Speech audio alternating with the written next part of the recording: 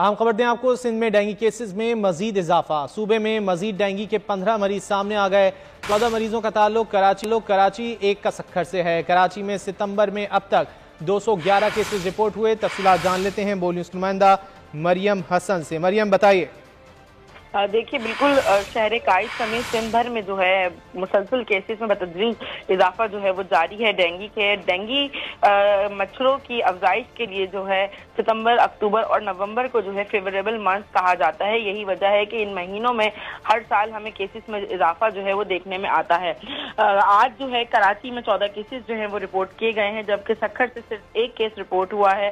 सबसे ज्यादा मुतासिर जो है वो जिला शर्की और जिला जुनूबी हो रहा है कराची में, और अब तक जो है तकरीबन 253 केसेस जो है सितंबर में सिंध भर से जो है रिपोर्ट किए जा चुके हैं। जबकि अगर रवासाल की बात की जाए तो रवासाल कराची में खाली 952 केसेस जो है डेंगू के रिपोर्ट किए जा चुके हैं। ताहाल खुशकिस्मती की बात यह है कि अब तक जो है किसी किस्म की कोई हिलाकत जो है डेंगू से रवासाल